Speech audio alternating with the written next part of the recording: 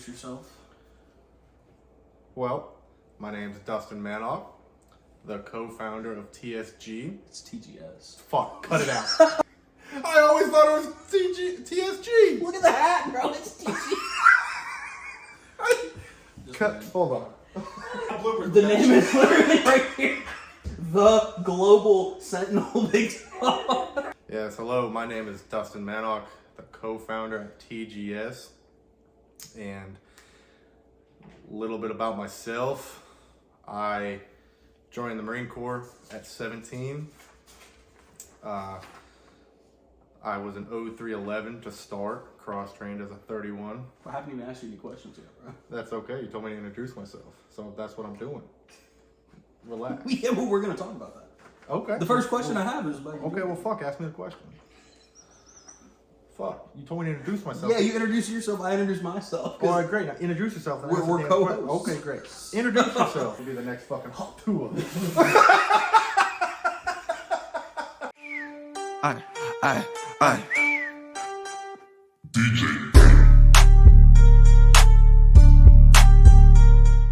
What's up, everybody? My name's Chris. I'm the founder of the Global Sentinel and the Smoke Pit.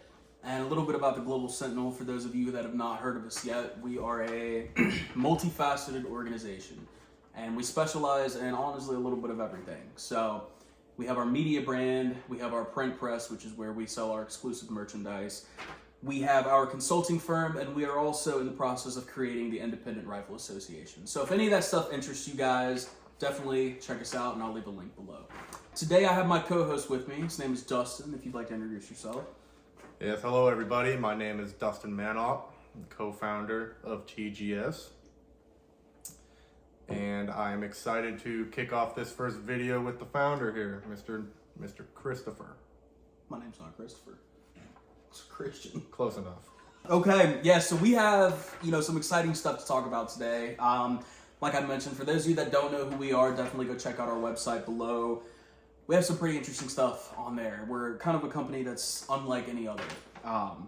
But yeah, so today we're just gonna dive right into it. I'm gonna go through some questions and some stories and topics with Mr. Dustin here.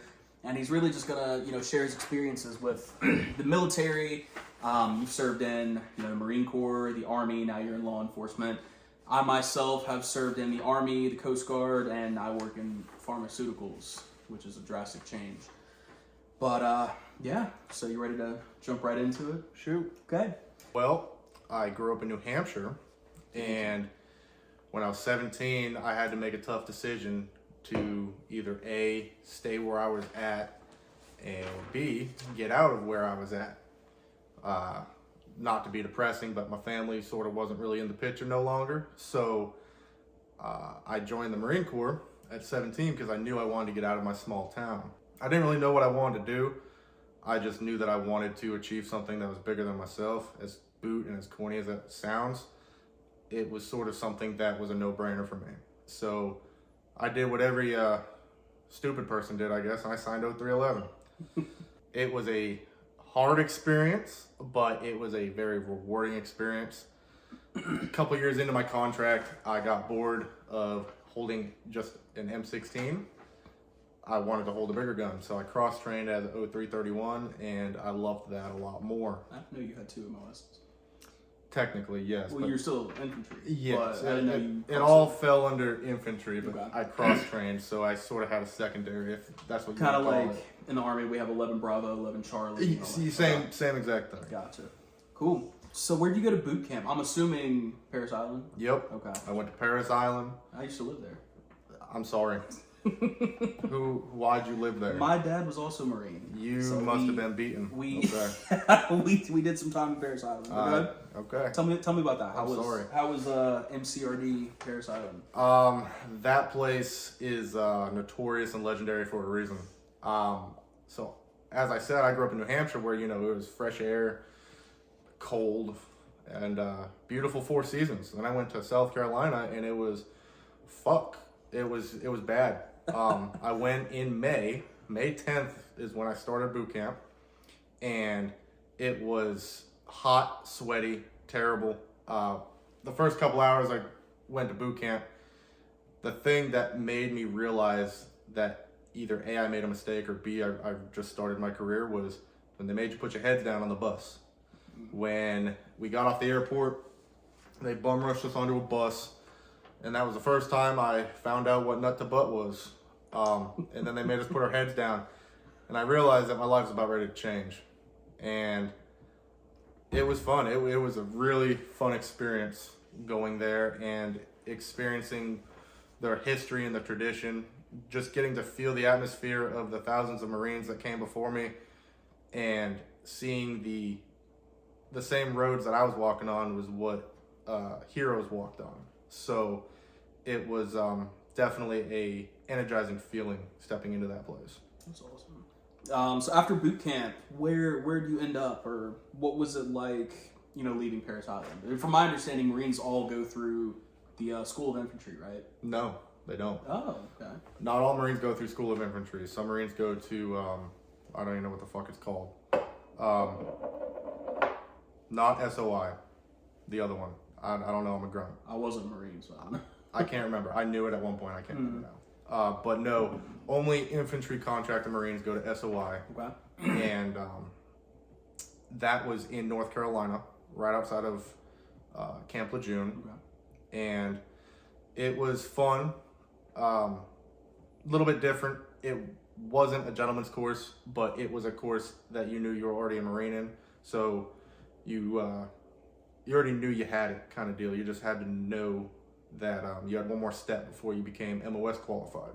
Leaving Parris Island was definitely surreal for me, because I went from a 17-year-old kid playing Xbox, texting on the flip phone, which was bullshit anyways, and then went to letters and went to the luxury of them saying you get a phone call if you beat someone's ass and get their mouth guard. Communicating through a letter versus every day on a phone is very different, but that's what makes Marines stand out. And I'm not talking shit on any other branch. I love all branches, but to my knowledge at that time, only Marines were the only ones not letting their recruits use their cell phones during the weekends. So it really put you in the atmosphere of, oh shit, like if I died, my family's not going to know for 10 days kind of deal. Yeah. Which was a different experience. Yeah. I think I ended up getting my phone 3 or 4 times throughout basic. I know, you get there, you have the famous, like, oh, I've arrived at so-and-so base. I'll send you a letter with all of my, barracks or whatever. We didn't get a letter. What we had to do is they lined us up in this tight little room in processing, and we had a phone, which looks like like a payphone. Like, no, it was like a jail phone. Oh, really? You're in a cell block kind of shit. And they made you scream into the phone. You had to read a paper that was bolted to the wall, and you called your family and you screamed it into the phone, and you couldn't wait for a response. You couldn't. There's no "I love you." No, good night. There wasn't none of that shit. You just had to say that you arrived safely, and you'll be getting letters from me within 7 to 10 business days. Do not worry about me. I'm in better hands. Yeah, that's all I could say. You mentioned that your family wasn't in the picture. So who did you call? So at the time, I had a high school sweetheart, but I really didn't call her. I called her dad. Okay. When I say my family wasn't in the picture, I don't mean that in a negative way. My family was always in the picture, but sadly they passed away. So I had to make the big boy decision to figure out what I was going to do without really having the guidance of a mom or a dad. So my high school sweetheart's dad became a role model to me. So I contacted him a lot. Nice. Dang, you starting off the first episode with tearjerkers, dog. Well, I'm not trying to get emotional. What the Marine Corps taught me was life sucks and then you die. So it's sort of like it kicked off with a good start, in my opinion. Yeah. So after you finished, you said it was SOI? Yes. Is that kind of like your AIT, your MOS school? Essentially, yes. SOI is School of Infantry, and all infantry contracted Marines go through SOI. And in SOI, they get dispersed into their specific MOS training course, all under SOI. Okay. So at the time I went through Rifleman, 0311, I went through that course. Okay. Gotcha. Where versus the 0331s, they went more towards the machine guns, 41s towards the mortars, stuff like that. Okay. I want to say that in the Army, for our infantry MOS. It's a similar pattern. We have something called OSA, which is one station unit training. And it's like being in boot camp for I think like 20 weeks straight. Fuck that. So yeah, honestly. So instead of shipping you guys off to where you've kind of already earned the title of Marine, now you're going off to a different base to train. From my understanding, the OSA guys stay at the same barracks, at the same base for 20 weeks straight. That's traumatizing. No, honestly, I don't think I could do that. I was lucky enough, after I left Oklahoma, because I went to basic in Fort Sill, went down to San Antonio, and it was like college. So we had, individual rooms, or I think I had 2 roommates, had my own closet, had my own bed and everything. So, I respect that, but respectfully, fuck that, not me. Dude, I have not had a haircut since my wedding. Like, my shit Wait, you got married? I thought you were engaged. Where was my invite? We got married in October. I wasn't going to tell you that I noticed that. Oh, I'm so mad. Alright, so, what happened after SOI? Where'd you go? Like, what was your first duty station? Camp Lejeune. Really? Yep, right down the street. That sucks. Didn't really go much. Yep. In my dad's 23 years being in the Marine Corps, we were never one station at Lejeune. You're lucky. It's pronounced Lejeune, too. Well, I was there for all 4 of my years. Are you serious? Yeah. Jacksonville wouldn't be on the map if it wasn't for the Marine Corps. That shithole of a place is disgusting. But I called it home for 4 years. Okay. So do you do, like, any deployments, or? Yeah. Yep. When I went to my unit in Camp Lejeune, I then went to start my workup, which I entered the unit in the middle of a workup. And what a workup is when your unit is tasked out to deploy at a certain time of the year, and you have to hit so many checks in the box before you can deploy, i.e. the range, land nav, basic stuff like that, just so the Marine Corps knows that unit is now ready to deploy. Okay. Where'd you end up going? My first deployment, I went to Spain for 3 months. So you went on vacation? Essentially, yes. Spain was a beautiful place. Yeah. I loved going to Rota, Spain. I was there for 3 months, and we were training. It was more so a training deployment. Okay. We were in that location for if shit popped off anywhere else. Okay. We were closer of a response time versus being in the United States. Gotcha. Anywhere else? Yeah, halfway through that deployment, I went to Africa. Okay. What part? Djibouti is where I went to. I went to an Air Force base. Djibouti. Yeah. And it was fucking great. Air Force base, I'm going to get a barracks from for the first time ever since my Marine Corps career. And no, Air Force base was beautiful. They had barracks. They had... What's funny is my other friend named Dustin, who's in the Air Force, deployed to Djibouti. That was his first deployment. Yeah, it was great. Djibouti was a place where, looking out the plane window, I was like, yep, this is going to be okay. They have buildings and stuff. And I'm like, yeah, I get to sleep inside. Like actual buildings, not Yes, but... little bean huts like what we had. No, when you and I served together. But then I found out that we didn't live in the barracks. We lived in bean huts. Oh, really? Behind the barracks. Really no special accommodations. Really fucking deceiving. Right, really killed my mood for that. So what was your purpose over in Africa? Like, what all did you do over there? We were QRF Okay. for certain units that deployed to Somalia. Okay. And You ever end up going to Somalia? No, I never directly went to Somalia. I got close to going. We were a QRF force. We were Helo Company. Okay. So we trained doing fast ropes out of helicopters. And essentially our mission was to be in a bird ready to pick up fucked up people if they got fucked up in Somalia. The closest I ever went to going into a bird is we were on activation that night. My platoon was. And we were watching GoPro camera footage of a team. We don't know the team. Was it live or was it? It was live. Oh, okay. And we were watching them get fucked up. We were watching them shoot back. We were watching them attempt to call in 9 lines, stuff like that.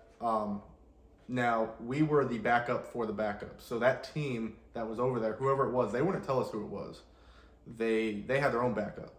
And so their backup went and got them. So you were QRF squared, basically. Essentially, Okay. yes. We were the backup for the fucking backup. Yep. Nice. So you're over in Africa. You're in Djibouti, QRF for Somalia.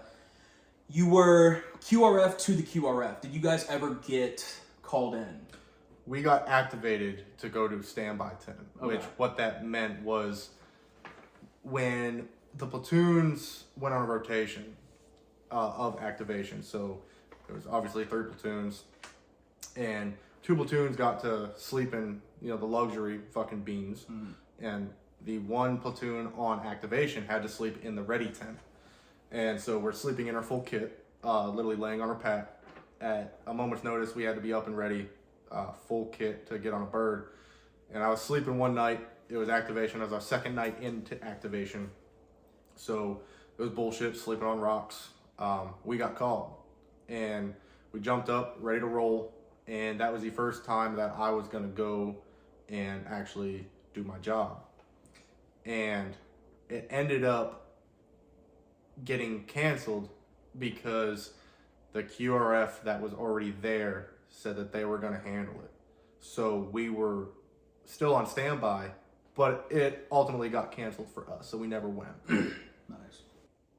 Obviously that mission got canceled. You were on standby. You were activated, but not deployed in a sense. So We got blue balled. Yeah, pretty much. Yep. You got blue balled on that mission. Were there any other missions? Like, did you see anything, or was there just anything fucked up about being over there? Because, the way you describe it, I feel like Djibouti's one of those places where a lot of service members are like, oh, I get to go to Africa, but I don't really have to do shit. At least at this point in time, this day and age. So, there was a couple scenarios where the oh shit factor hit in, for sure. So coming from America, we're all spoiled. We don't have to worry about food. We don't have to worry about housing, essentially, right? We can make an honest living pretty easily if you just get off your ass. But when you go over there, it's a third world country. So whenever we would go off the base, it was definitely a shock seeing the areas around our base, which was more so just their mansions were huts the size of our bathrooms, right? And they didn't have a trash system. So what that meant was every Wednesday, the villages around our base would burn their trash, their dead bodies, and their dead animals. So every Wednesday, you would see a smog come over the base, and it would smell terrible. You'd smell everything. Yeah. One time, it was a Wednesday morning, go fucking figure. We had to go out, and we were just going to a range to shoot, qualify, but we were staying out of the base for a couple days. This is still in Africa? Yes. Okay. And we were going there. It was great. It was definitely weird. We went in a convoy. Of course, going through the villages, you got everyone coming up to your truck. Kids asking for candy bars. Yeah, I got a fucked up story about that. Leftover MREs. I gave a kid it was a can of peaches. Okay. We were stopped. Those were good. There was a traffic jam in this little village. I thought, oh, I'll be nice. Rolled down my window, which I told us not to do. I said, fuck it. And he got mad at me because he didn't have a can opener. So we threw it back and broke the window. But then we got to the range, right off the Red Sea, which that was a beautiful place. Getting to see the sea and stuff. But we had to legit set up an outer perimeter because we weren't in security of a base. So at nighttime, we had to have, our bullshit Firewatch, which we all hated, which was now real.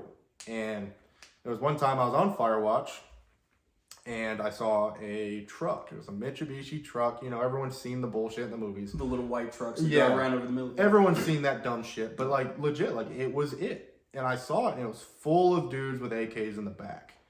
And I woke up my sergeant. He woke up the platoon's lieutenant, and they gave us all the green light. If they come close, if they act in aggression, you act back.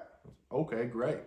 Well, I was sitting there on the gun, and at this time we had a little defensive wall built up. Everyone started waking up, getting in their spots, and we were given the green light, but no one wanted to shoot because we didn't see that they were acting in aggression. So were they approaching your... Yeah, they were coming to us. They knew where we were. They were coming straight to us. Yeah. But they really weren't acting in an aggressive way, so we sort of just wanted to play our cards. And luckily we did, because all they wanted to do was trade their mortar rounds and AKs for our versions of our mortar rounds. And that's how their military, their militia, did their their business. Like they're bartering? They traded. They wanted to barter with us. Now, of course, we couldn't do that. Yeah. So we sent them on their way, and then the next morning, we had this little old lady, probably 5'0", with a big backpack.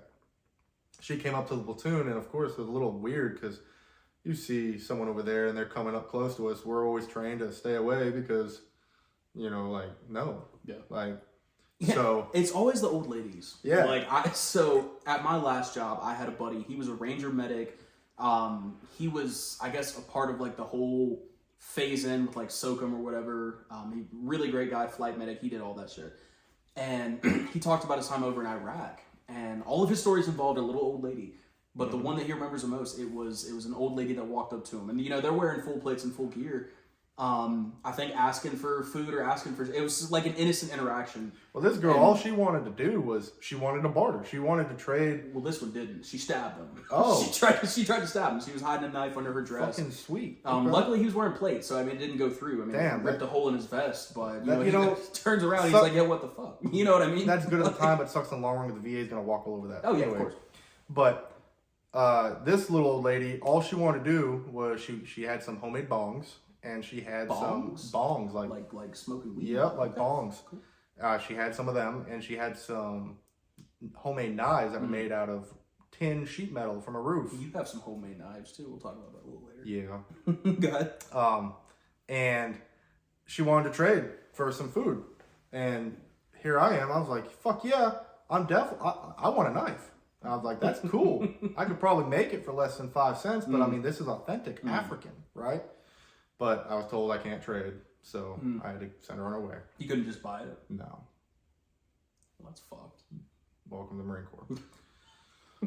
Definitely different. Seeing the way that culture, which is a beautiful culture, by the way, seeing the way that they handle their life and just everyday life to life for them is totally different from us spoiled ones here in America.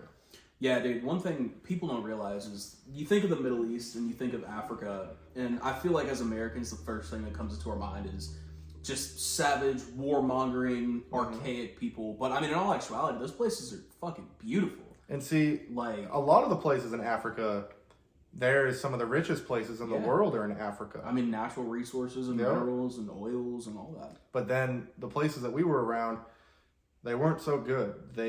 You got to see how bad someone lived comfortably in their version of being comfortable. Yeah. And coming from, like I said, a sort of a cushy country, seeing that was definitely an eye opener to how lucky we really are over here. Yeah. With that being said, you did 4 years in the Marine Corps. You deployed. You had it's unfortunate you were in Jacksonville for all 4 years. Yep. After that, you joined the Army, which is where you and I met. I did, So how was that different, coming from the Marine Corps over into the Army?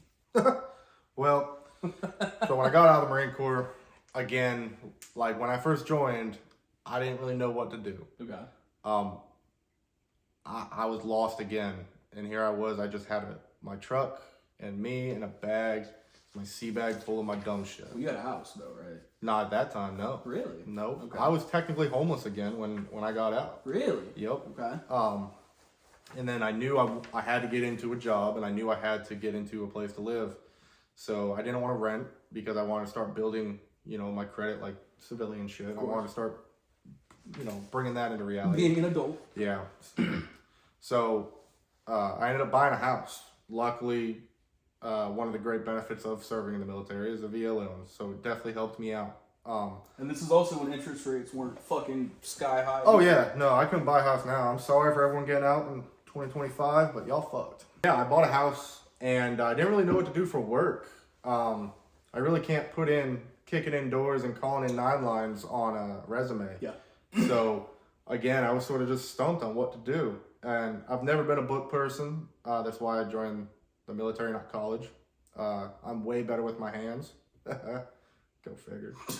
And it just, I knew I had to do something that was a hands-on job. I couldn't sit in a cubicle. I'd go fucking homicidal. So, I wanted to do something to, A, help the community because I love to help people, and B, something that's going to be established enough for me to make a decent living. So the Army was your choice? No, I went to prison.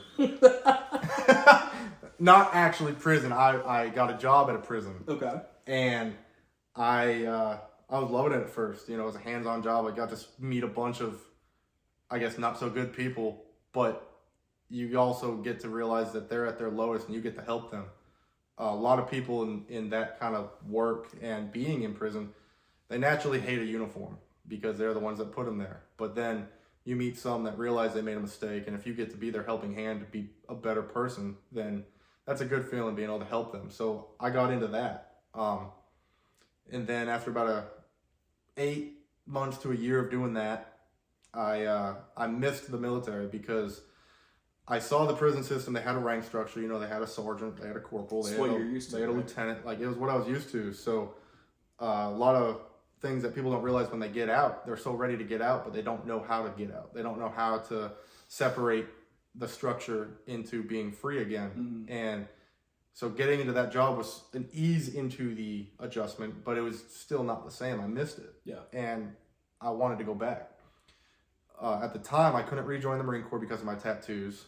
They made a stupid rule, which that you couldn't have sleeves. You couldn't have anything that you couldn't cover with the palm of your hand. Yeah, they've relaxed a little bit, but I know you can get sleeves now. It's still like one of the strictest tattoo. Well, rules. it's actually just like the Army now. Oh, really? Yeah, they changed that. I can't remember what year. I was mad because I was like, well, fuck, I could have joined the Marine Corps again and not the Army. But anyway, I ended up joining the Army. At the time, I had the house, so I couldn't go active. So I went to the National Guard, which luckily there was a unit right down the street from me, so I could fucking walk there, save money on gas. So I went from being a grunt in the Marine Corps to being in the Army as a soldier, as an MP. Definitely an adjustment. Yeah. Yeah. I mean, so I know the joke. If you've been on Reddit, you can hear people, you know, that claim, oh, NPs are just like the infantry, but better. Having been at an NP unit and not an MP, there are overlaps, but it's not the same. No, definitely not. No. It's. No. I mean, in terms of say that, it's sort of insulting. Yeah. And I say that with a grain of salt because I've done both, and I love both my MOSs in both branches, but it's not the same. Yeah. There's a difference between someone who picks up a rifle, picks up a pistol, and qualifies with it, right? But there's a very distinct difference between that and someone who sleeps with their rifle and shoots it every day and is just one with their rifle. Your rifle is an extension of you. Yeah, it's literally like it's different, like an extra limb, right? It's different. So NP unit, that's where you and I met. I remember you still had hair. I did. Yeah, you had a head full of hair. I got a picture of you with hair. Do you really? I did. Wow. When I was teaching you TC3. Shit. And I made you. Did I make you do the NPA or was that mine? Yes, you did. So when I first got to the unit, everyone looked at me. At the time, so I joined the Army, and it was so weird for me because all I had to do was go back to MEPS, and I had to re-sign my paperwork, and then they said, okay. No boot camp, there was no boot camp. Just a reclass. No shipping off. Yeah, but I didn't even go to that at first. Yeah, they delayed your ship date, so you were just like an unlisted MOS. I went from going to work one Friday afternoon to going to drill Saturday fucking morning. I'm like, what the fuck is this? Your first time in the Army. I didn't have a uniform, nothing. They just told me to report at this unit at this time. I said, okay, well, fuck. Sweet. So I went there in my khakis and I guess a nice dress-up shirt. I don't know. Yeah. And everyone was looking at me funny. I'm like, hi, guys. I'm new. And it was weird to think that I was in the military again. It was like, fuck. I didn't have to PT. You just took one piece of paper. Like, right. I didn't have to do shit the first day I was there. I didn't get dogged on. There was nothing. Everyone said, hey, how's it going? Like, they were friendly. No, Army to Marine Corps, I feel like it's a culture shock. It definitely is. Because, I mean, like, having grown up in a family with a father that was a lifetime Marine, I mean, it's a lot more strict. I feel like there's a lot more respect in the Marine Corps.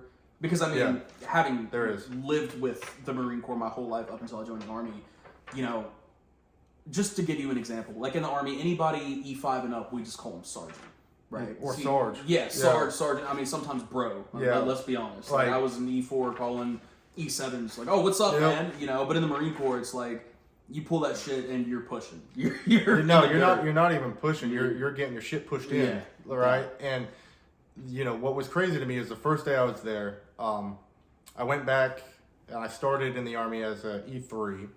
And oh, they demoted you, that's right. They did, they demoted dickheads. Anyway, I went as an E3 again, and here I was thinking I was going to stand up parade rest for my E4s, yeah, my specialists, and my... We don't do that shit here, bro. Standing at parade rest for my sergeants, and when my sergeant came up to me... was that McNerney? It was. And funny story about this that was my platoon sergeant. I fucking love Sergeant McNerney. He was if a Marine. You're watching McNerney, you were the best fucking man, you were platoon great. sergeant I ever You were had. great. You were awesome. You brought me into the unit. Yep. And what made it so much better is you were Marine, so you knew that. Mm-hmm. You knew where you came from. McNerney was a Marine before he joined the Army. And it was great because the motherfucker knew how to fuck with me. And he played games with me every fucking day. And he was bald. Yeah, McNerney, if you're watching. Hey, Dad. Yeah, he always used to fuck with me. He used to be strict with me one day back, like, I was in the Marine Corps, and then he used to be like, what's up, bro? Like, let's go get coffee. Like, dude, McNerney, he was a funny guy. Yeah, he was great. Okay, so, you know, at least for the time that you and I served together, we didn't deploy, but we had several domestic deployments or state active duties, Yep. if you recall. Oh, hold on. Back to the MPA story. Don't act like I fucking forgot. Right? If all of you don't know what an MPA is, it's a nasopharyngeal airway. let the doc say something, or the medic now. Yeah, so it's essentially a little piece of fucking plastic, like It ain't little. It looks like a PVC tube, but it's like a little flexy thing. Ain't that flexible either. And you shove it down your nose into your throat. You're not supposed to shove. You're supposed to gently put in. But you have to lube it up too. No, but it's meant for people that have gone unconscious and you want to ensure that they have an airway. So it's one way of just making sure that there is an opening. So the best way to train on something is with a live body. Well, here I was sitting in class, and who was teaching? You, motherfucker. And we were already friends at this point, so I knew his dumbass was going to pick me to be a volunteer. So we're all sitting there, and he does the corny thing of, who wants to volunteer? Great, man, like you volunteered. Come here. All right, I got you. And here I was. I watched videos on it. I was like, this ain't going to be that bad. Well, he put it in my nose, showing everyone how it works. And here this thing is dangling in the back of my throat. And then what's supposed to happen is you're supposed to, gently, pull it out, right? Just to ease the discomfort level of the person that's being done on. Well, this motherfucker likes to think he's starting a chainsaw, and he rips this dumb thing out of my fucking face. And I ain't ever wanted to hit someone so bad in my life. He made my nose bleed. He was just sitting there giggling. We all had to do it. I had to do it twice when I was. I don't give a fuck. With everything that we've talked about between Army and Marine Corps, what would you say the major differences are between the two? The differences are, when I got issued my SIF gear, I got a cot, right? And you may seem like that's like normal. It's not. And we got a tent. Yeah, our little light fighters. A cot. Yeah. Fuck, I was in the damn Hilton in the field. And it goes so much more than that, honestly. But that was like the first major difference that I saw was I wasn't just given a fucking mat. Dude, I will say, it is the craziest thing ever. But some of the best sleep that I ever got was in the field. Oh, 100%. I don't understand what it is. Like, here I am paying for a fucking California King mattress. Yeah, no. I don't get good sleep like I did in the field. The best sleep that I ever had in my whole entire life was in Oklahoma at Fort Sill. In some like super tall grass. I probably had 3 or 4 ticks like on my sack after that night. But it was probably 30, 40 degrees, so cold as shit. It was me and 4 of my buddies in our little issue sleeping bags just cuddled up together in this tall grass. Dude, I slept like a baby. Some more differences were just the change in atmosphere when you're talking to your superiors. Yeah. When I remember when I was a boot in the Marine Corps, I was standing at parade rest for an E3, and they would be hazing me in the backyard, bringing me to the tree line. What is parade rest? Like, and I couldn't have my hands in my pockets. I never understood why the Marine Corps uniform had fucking pockets, because it was always so tempting to put my hands in there, but we couldn't. It was just so different. Like, you were always so stressed about seeing a high-ranking Marine, because if you didn't address them right, they'd fucking slay you. Dude, I remember when I got out of the Army, I had to do that little bullshit like transition class. And the whole time it's just a big recruitment seminar to get you to re-enlist like on the spot that day. Mm-hmm. They offer you any and everything. They offer you their firstborn to get you to stay in the military. And, I'm checking in that morning. We had to be, on post up at headquarters, get my little name tag or whatever, get my little packet. And do you remember the Sergeant Major Kite? Yep. Man was there, of course. He was okay, honestly, like... That man will talk me into bad financial decisions. He's a great man. Yeah, Sergeant Major Kite, he was the coolest motherfucker I've ever met. Yep. And here I am, E4 Specialist Newton walking around. Sergeant Major Kite was, oh, hey, Doc, what's up, man? And here I am, I'm getting escorted around by a fucking E9. Yep. It made no sense. And you're talking to him like you're... Yeah, like we just go way back. You're a human. Rank just goes out the door. And when I met Sergeant Major Kite, I compared him being an E9 to my Marine Corps E9. Yeah. And I never saw my Marine Corps E9 unless I was either getting NJP'd or fucking yelled at. No, you see, the thing is with Kite, though, like, if you fucked up, he would make it known that you fucked up. Definitely. Like, and there were times where he would fuck with me, and I'm like, wait a minute, like, am I in trouble? Like, what's going on? But, outside of the military, he was just a regular guy. Like, he was a paramedic for years. Like, him and I would shoot the shit talking, medical isms.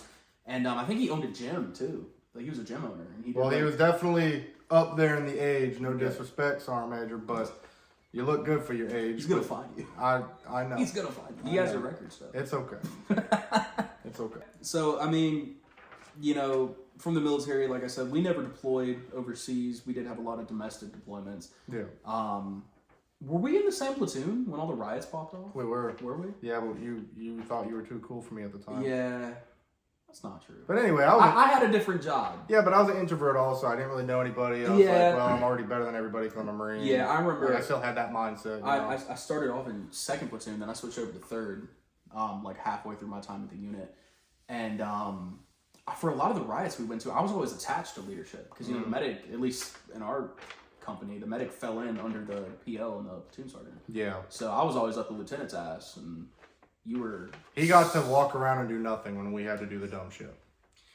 But... Just become a medic. I was in the unit probably like 4 or 5 months before me and you really kicked it off. Yeah. And that's right when I hit the unit, we went to the state activation, which that's the National Guard's main job anyways. Like, yes, they deploy, but... Especially as military police companies. Yeah. We have something called NGRF, which is the, National Guard Reactionary Force or something. So essentially, we're always on call if shit pops off. So I've done... Dude, I don't even remember how many riots we did, because that whole 2020 to 2021, it's like every other week we were getting called it was in a for lot. something. It was a lot. Because we were our unit had the bragging right of being the most ready at any given time, which in turn made us really, really fucking busy. Yeah.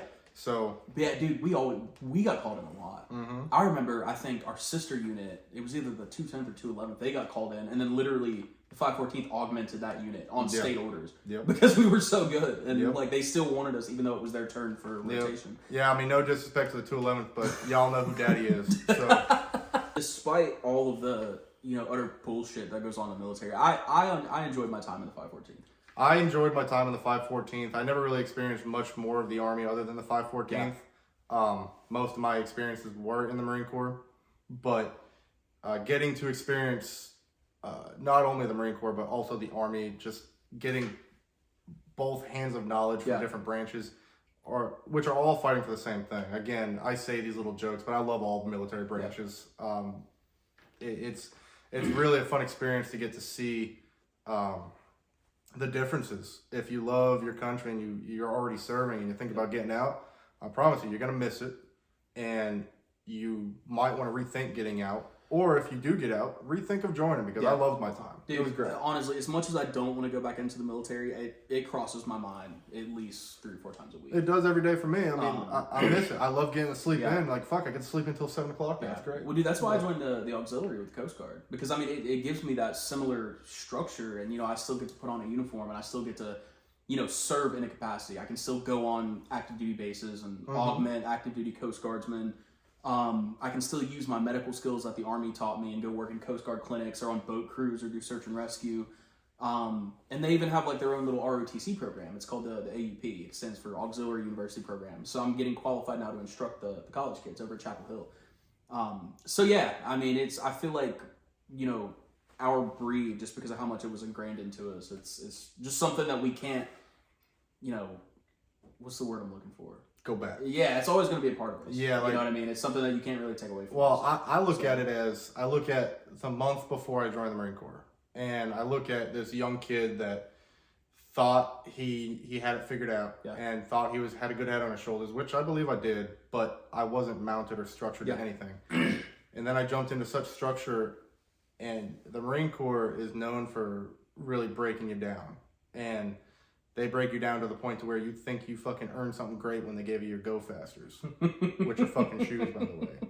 Like your little sneakers. You thought you earned gold. Like, it was good. They broke you down so much. Most time it's like a no-name brand. Like yeah, they were Skechers. Target tennis shoes. They were Skechers, I think, or New Balance. I can't fucking remember. Yeah, they weren't designer because we had the same thing when I was at school. So like we had to go get fitted for our running shoes. We didn't get fitted. They threw them at us. Oh, seriously? Yeah, but like just that experience alone, like after being broken down so much and being, in my opinion, dehumanized, getting given the little things back and making them think that you earned it. Makes you appreciate it a lot. It makes you appreciate it. I'll tell you, the one thing that I didn't realize that I took for granted before the military was music.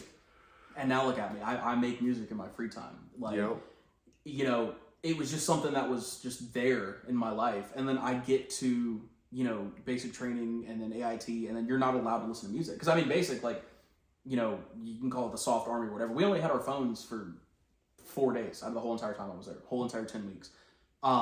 If we were good, which was, you know, rare, they would play music during PT. Oh, wow. And the first time that the drill sergeant brought the speaker back out and just started playing his playlist, like his workout playlist, a part of me felt like a person again. See, everyone, that's the difference. It was like... That's the difference. It's like, right oh my there. God, like I haven't heard music in weeks, dude, or months. Like this is like, I feel like a human, you know what I mean? That's the difference. So now, like, right I can't there. go without music now. And that's, you know, 5-6 years ago that that happened, where like every single day, like music is such a big part of my life now. Well, I'm glad you brought that up because that just goes to show just the sheer small differences that will make a branch different. Yeah. You know, you guys had speakers during PT. Which again was rare. I bet you all went out for lattes after too. Well, but we did have a DFAC right across from the barracks. Okay. Well, back in Paris Island, when you did something good, you knew you impressed the drill instructors. They'd fucking haze you some more and tell you you're a piece of shit and tell you to do better. I remember the one and only time I went to the DFAC, or it wasn't even called the DFAC. It was a fucking the commissary with my kill hat. What's a kill hat? Kill hat is a motherfucker who likes to slay everyone and probably does illegal shit on his free time. Okay, we had one of those. So in the Marine Corps, you got different drill instructors. You got your senior drill instructor, your kill hat, your knowledge hat. Yeah, it was similar in the Army. Yeah, well, my kill hat one day, he loved to fuck with me, and he told me that I was going to the commissary with him, and here I was, scrawny little kid, in this uniform that would stand up on its own if I took it off.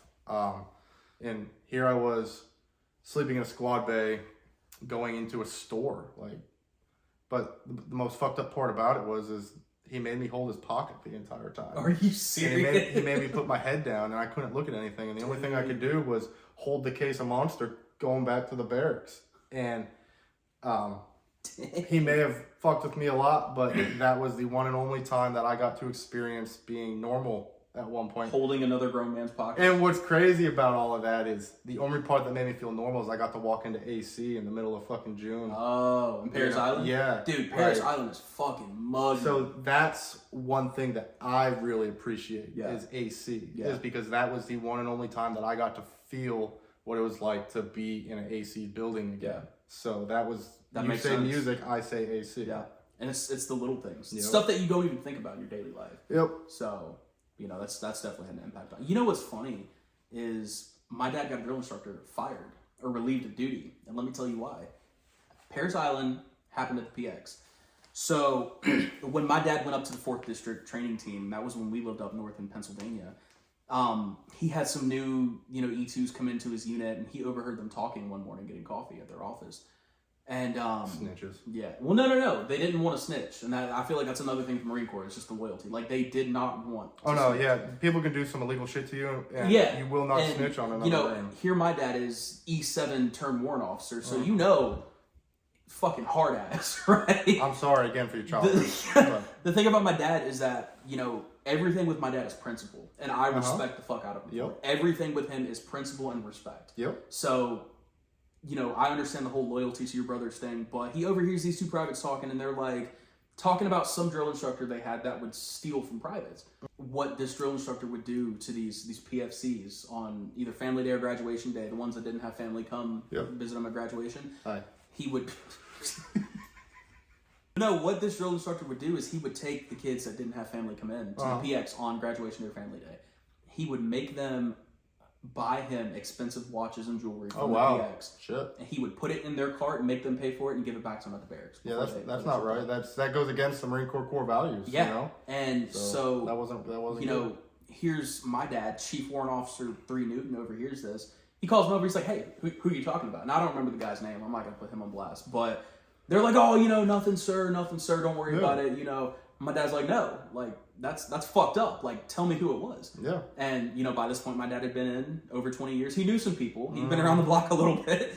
He makes one phone call down to Paris Island, and that drill instructor no longer is employed by the Marine Corps. The reason why he's no longer employed is, to us, that's probably very minor. You're trying to intimidate someone to buy you something. Okay, great. Well, the Marine Corps takes that kind of shit stupidly seriously because they're so traditional and they love the core values. Yeah. Like, I love the Marine Corps core values, and it's what makes the Marines stand out. Dude, so I feel like seeing that standard be upheld is actually a good thing, because in my opinion, that's not a real Marine. Yeah. No, yeah, of course not. I mean, and I feel like even coming from other branches, like, we envy the Marine Corps in a way. I feel like everybody makes fun of the Marine Corps, you know, oh, they're jarheads, they're crayon eaters or whatever.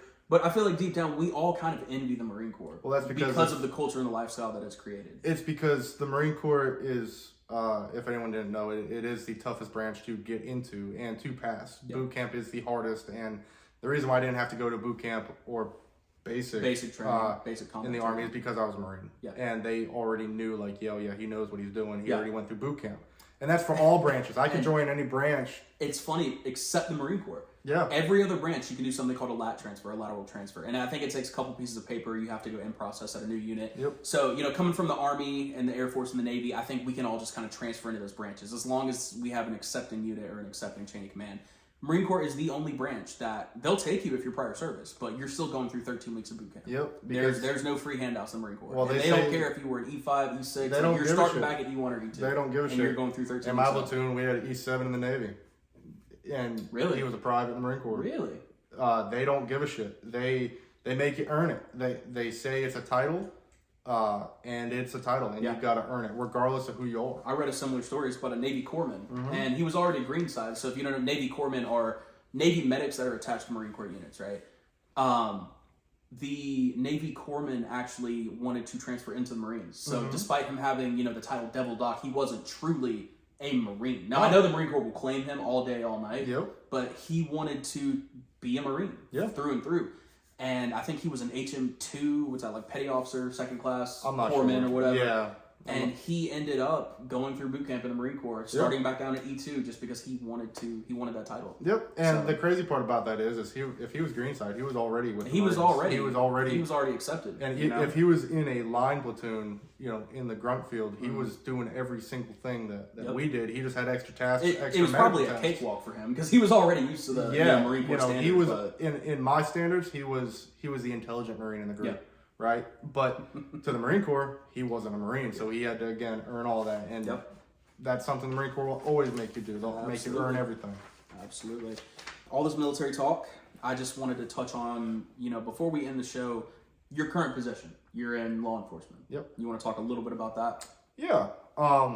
So as I mentioned, I started working at a prison, and for correctional officers out there, we are the redheaded stepchildren of law enforcement. You still consider law enforcement, but kind of at the, I don't want to say lowest level. We're behind the scenes of law enforcement. We're the ones that will watch the bad guys that you see the cops on TV arrest, right? We make sure they get fed, we make sure they get taken care of, and we do it the easiest way possible. Now, it ain't always easy getting them to comply with what needs to happen, but that's our job, is to maintain them for the state. I hated working for the state. It was the worst job I think I've ever had. It was the only job as a civilian I've ever had, but I hated it. I was working at a supermax prison, and I was just turning in some keys. I got done watching the inmates play basketball in the rec yard, and inmate came up behind me and stabbed me. Oh, that's right. Yep. Where at? It went through my hand, into my face. Mm-hmm. And, You still have the scar, don't you? You just have a beard. I do, yeah. I have the scar on my finger, and then my hand. After he was interviewed, the only reason why he did it is because he wanted to join a gang. Some young 21, 22-year-old kid. You were part of his initiation. Afraid to be alone in prison. Yeah. He don't want to drop the soap. Which, I mean, he wanted to be a part of a big gang, and in the prison world, you know, you gotta almost have to. You gotta sort of respect the camaraderie that the inmates have, which I say that with a grain of salt because I know what real camaraderie is. Yeah. But in prison, it's so different. Dude, it's a whole different political system. It's a different world in there. In prison. If you give someone a honey bun, you already know what's up.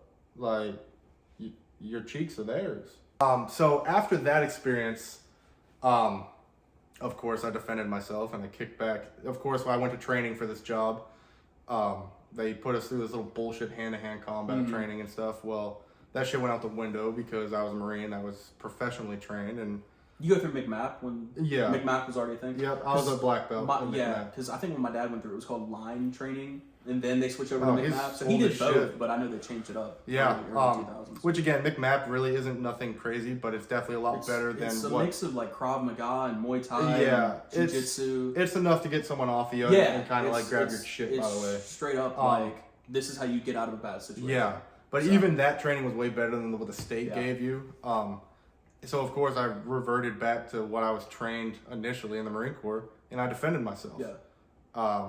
Needless to say, the inmate hit the ground, and I got in trouble. They tried to fire Even me. after you got stabbed. They tried to fire me. He was actively stabbing my sergeant. Really? And I went up and defended my sergeant. And after you'd already been stabbed? After I was already stabbed, I was already gushing blood. And they tried to fire me because they said I used excessive force. But one little loophole in their system is I'm very good with policy. I like reading the books. Of course. Yeah. And I outsmarted them at their own policy. They thought they had me in the bag. They were going to fire me, take away my 401k, really set me back in life. But according to their own policy, which they thought I was too naive to read, was you have to meet force with equal or above force to stop the threat. So if he was using deadly force, which he was, I had authorization to use deadly force. And I didn't try to use deadly force. I just tried to get him off my sergeant. Of course. But they didn't like that. So they threatened to fire me, and I told them to pound sand. And I left. I quit. So you were still without a job. Yeah. So regardless. But it's based on principle. Right? Principles behind the whole fucking thing, okay? I didn't want to lose my job, but I quit. Okay. But it's the principle and why I quit, right? I'll show you. Exactly. I showed them. Whatever. Fuck that job. But so then now you're still in corrections. Right? Yeah, I ironically still am in corrections, but it's not considered corrections anymore. Detention. It's detention for me. Because you're with the sheriff's office. I'm with the sheriff's office. I work at the Pitt County Detention Center. You know, it's funny. I went to college there. Well, not the detention center, but in Pitt County, which is also where our unit was. It's a great job. I love that job. Yeah. That job showed me what real teamwork does. Yeah. And you were on TV with them too, weren't you?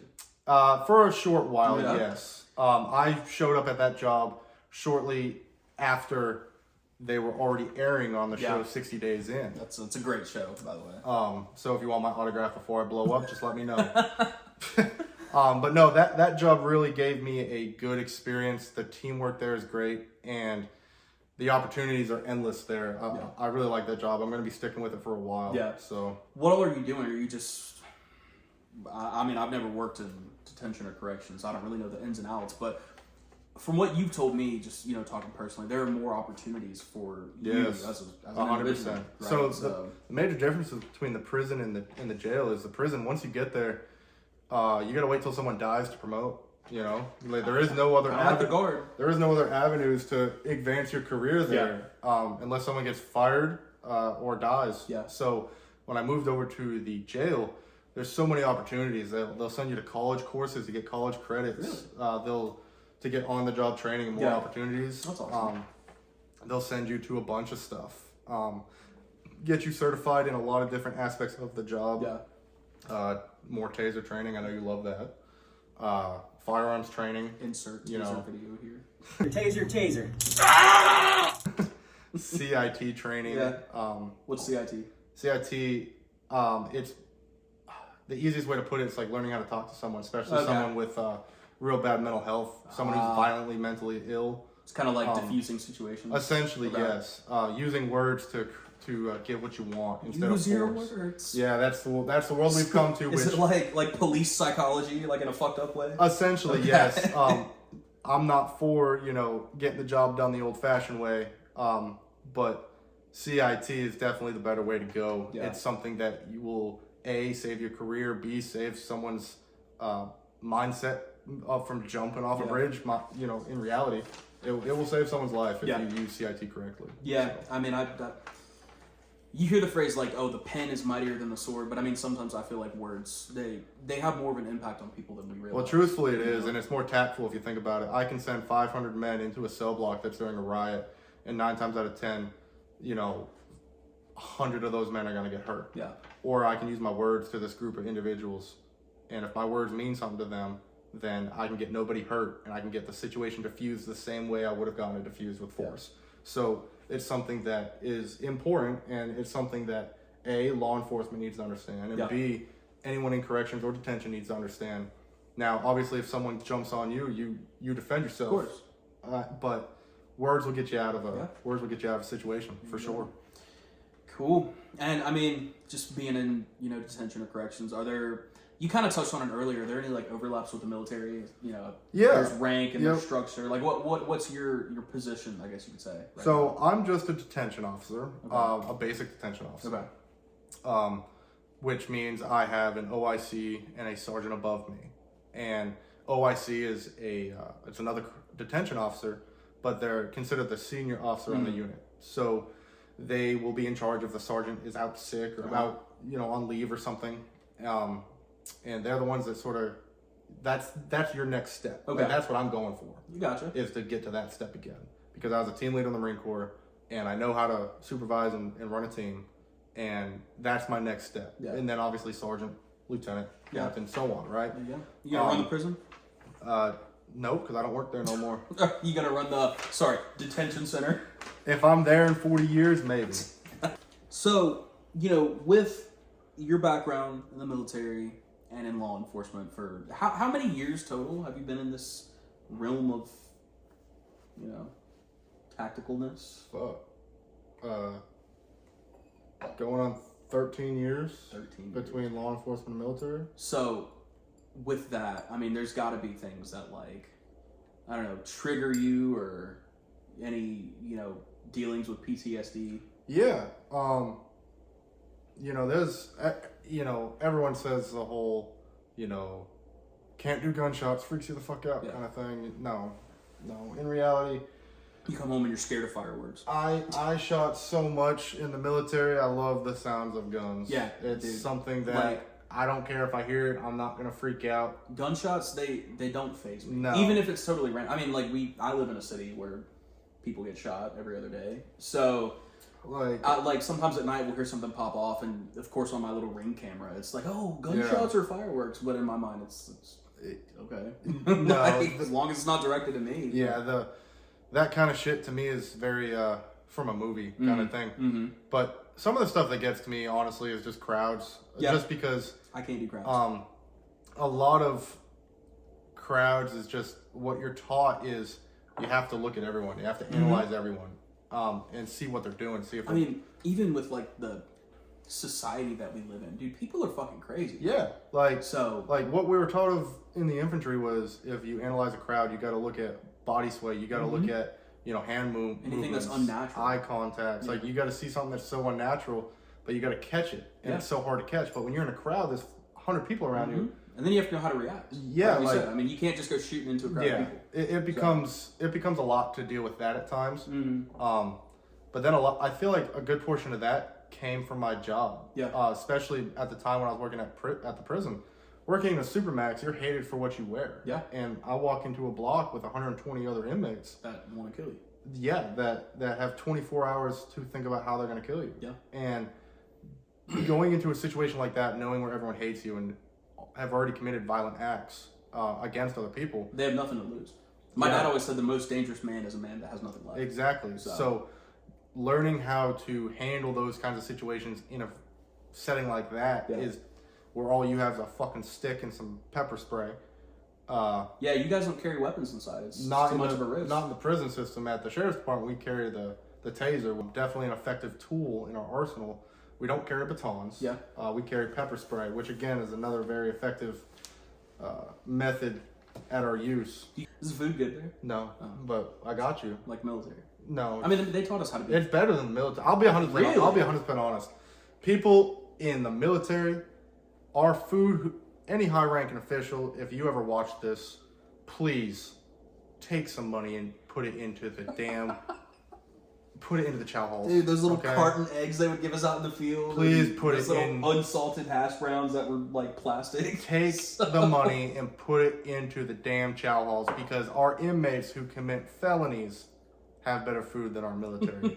Like, I actually find some of it to be appealing at times. You ever just like take a bite when you're passing out trays? No, I don't do that. You ever just pop a nuggie in your mouth or something? No, but Still a fry. the best way to describe it, it's sort of like the crappy day of school food. Okay. You ever have that crappy day back in high school where you're like, oh, this lunch sucks? Well, that's what jail food Here's is. your boiled chicken with a carton of milk. Essentially, Yeah. That's what jail food is. It's not the best, but it's not the worst either. Yeah. You know, and you had to eat it. and our sheriff, does a great job with supplying the correct amount of calories for them, so they do get a balanced meal. The same one that was on TV? Yes. Okay. Yep. I remember her. That pretty much wraps it up, dude. That was good. Actually, I got one thing I want to say to you. So, since this show is called The Smoke Pit, I want to hear one craziest smoke pit story from you. Craziest smoke pit story. I don't know if this could be considered a smoke pit story, but it did happen when I was on orders at Fort Bragg. I was TDY at Bragg doing a medical research course. So I was TDY, I was at Fort Bragg, I was doing a recertification course because I was a medic. I think every 2 years, we have to go get our licenses updated for like our EMS credentials, civilian side. And, it was more of a gentleman's course. So as long as you show up to class on time, they really didn't care what you did. Go drink, go get drunk. I actually got alcohol poisoning my last night there before graduation. They didn't care. And, if anybody's ever been to the Fayetteville area or to the Fort Bragg area, there's a lot of little dive bars and shit to get in trouble with.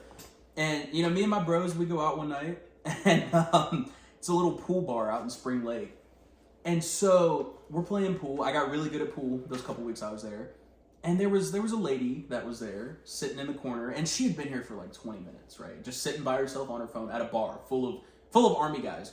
So naturally, my buddy goes and flirts with her. And he goes over, he's like, hey, you want to come play around with me and my bros? Out of the fucking blue, this Fetty Wap looking motherfucker walks over. And I'm talking like, I'm pretty sure he only had one eye as well. Big old dude, he had the dreadlocks hanging down. He's repping his chain and everything. He's probably a SoundCloud rapper. And he walks over to my buddy. He's like, nah, I'll play around with you, bro. And we're like, oh shit. Okay, we just talked to this guy's wife. I think it ended up being his wife, but we didn't see them walk in together. We didn't even see them talk to each other the whole night. There's probably a setup. And so, of course, my buddy's like, oh no, bro, it's cool. We were just about to leave, whatever. And he's like, this guy's insisting that we play around the pool with him. So I'm like, okay, let's just humor the guy, and we'll go back to base. We'll go back to post. And we play around, and here's where my buddy fucked up. He beat the fucking brakes off this guy at a game of pool. Instead of just letting the guy win and walk out, my buddy just hitting him like pocket for pocket. So the guy gets mad, of course, because we talked to his lady, and two, he got his ass beat at pool.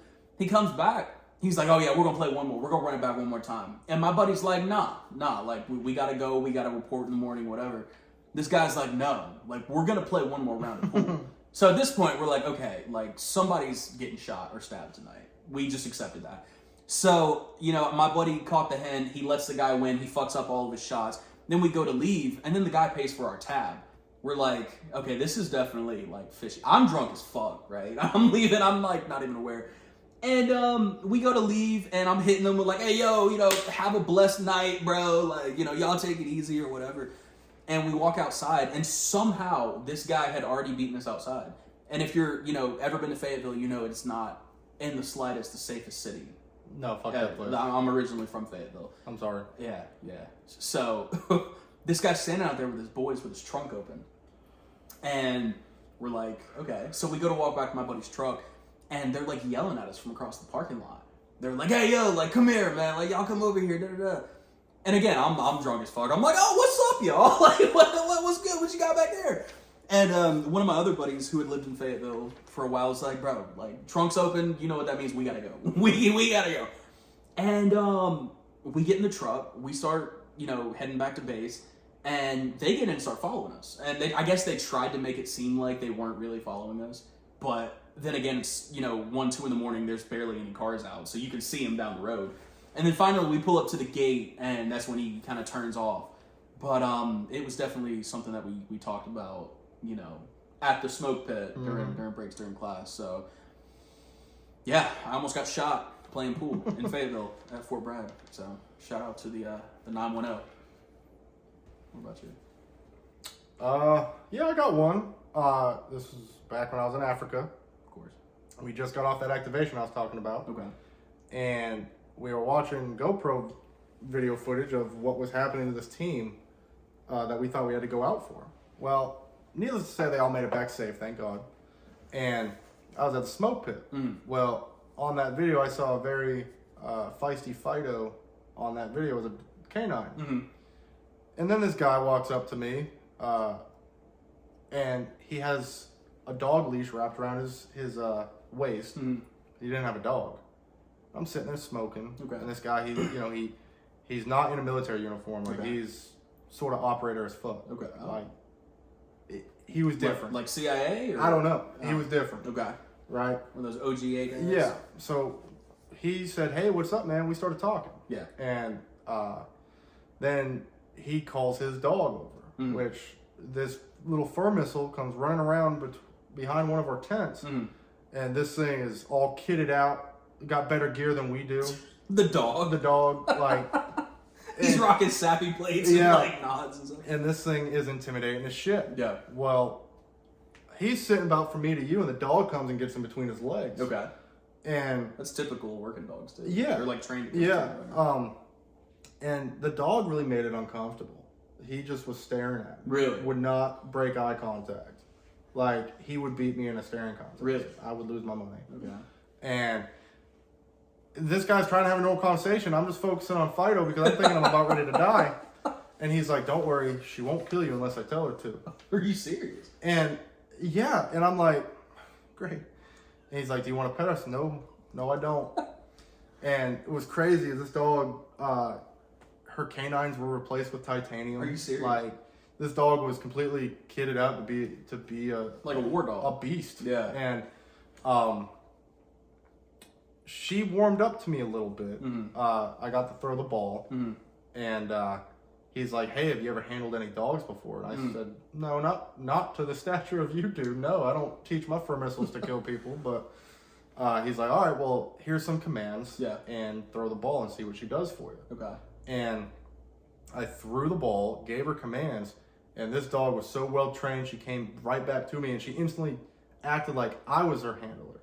Got in between my legs, was listening to me, focused on me, and it was just such a cool experience. And here we are, like, just smoking at a smoke pit, and I'm getting this really cool experience of seeing how a dog can be used and being petrified of shit at the same time, because this dog looks like it has a better combat record than I do, and I'm sitting here playing fetch with the fucking thing. You know, I think that was my most unique smoke pit experience. That's awesome. Yeah, it was definitely a cool experience. Yeah, no, I never really met many dog handlers. I mean, we had the one in our unit. He would bring his working dog sometimes. But yeah, we were talking earlier. I'd like to get our personal dog trained to that level, but she's a lost cause. So I don't think that's gonna happen. Well, I don't know much about the military service dogs, but I'm assuming they start them almost since day one of birth. They start them at a very young age. I know they bring them in as puppies. So they do like temperament testing to see if they're even a good fit. Yep, and they do bloodline testing. They go all out with the dogs, and just to see the training behind what goes into the dog and getting to watch it, implement its training. Yeah. And then just seeing how badass it looks wearing what it wears. They had a fucking helmet, had goggles, Dude, had that's a vest. crazy. Like, I've seen them when they jump though. They do have Yeah, like their like, own little specialized goggles and all that. this dog was kitted out, but Yeah. to see the dog work and Yeah. to see the handler do what the handler does with Yeah. the dog, all while gaining some little bit of cancer was great. You know, dogs, they working dogs outrank their handlers. Yeah, you know, they're always one rank above. Funny story about that. When I went to Paris Island as a boot, not even a boot at that time, I was a recruit. I had to salute the dog, Are you serious? the bulldog. Yep. We had a ceremony for the dog. Yeah. I had to salute the dog. I had to call the dog by its rank. Very nice. The Marine Corps bulldog, so it was a very important dog. But yeah, that was also a dehumanizing event. Calling a dog sir or sergeant. having to dehumanize myself and say yes sir to a dog that didn't understand me. Very nice. But yeah, Awesome. you know, seeing, you know, how well a dog can be trained is just a really cool experience at a smoke pit. Most definitely. No, that's awesome. Well, that wraps up episode 1, technically episode 2, but we're going to call it episode 1 of the Smoke Pit, hosted by the Global Sentinel, or as Dustin says, TSG. We really hope you enjoyed this. We hope you gained some value from it. We hope it, you know, answered questions that you may have about what it's truly like, you know, to be in the military or serve in law enforcement.